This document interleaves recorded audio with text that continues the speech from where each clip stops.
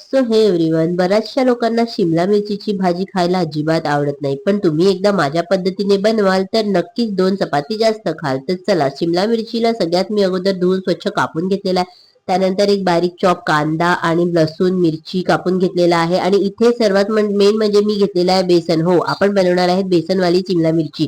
तर काय करायचं, आपल्याला एक कढईमध्ये थोडंसं तेल ऍड करायचं आहे आणि त्यामध्ये बेसन टाकून बेसनला व्यवस्थित असं भाजून घ्यायचं आहे. बघा, रंग चेंज होईपर्यंत भाजायचं आहे. आणि मग गॅसला एकदम लो फ्लेम करून ते सगळं बेसन काढून घ्यायचं आहे एका वाटीमध्ये. आणि बेसन काढून झाल्यानंतर थोडंसं त्याच कढईमध्ये पुन्हा तेल ऍड करायचं आहे.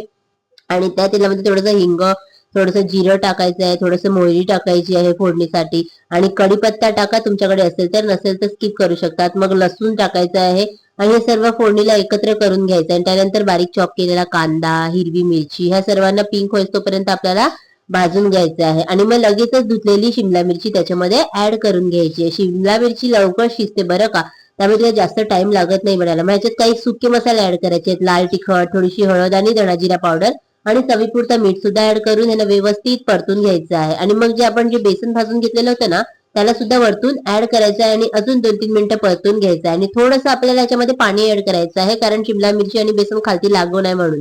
आणि मग हे सगळं ऍड करून झाल्यावरती आपल्याला ह्याला वाफ देऊन 2 ते 3 मिनिटं शिजून द्यायची. शिमला मिरची पटकन शिजली जाते. बघा, 2 ते 3 मिनिटं झालेली आहेत आणि शिमला मिरचीची भाजी आपली मस्तपैकी बनून रेडी झालेली आहे. आता आपण ह्याला गरमागरम मस्त ताटामध्ये सर्व करूया आणि पोळी सोबत, भातासोबत खाऊ शकता. तुम्हाला ज्याच्यासोबत आवडेल त्याच्यासोबत तुम्ही खाऊ शकता.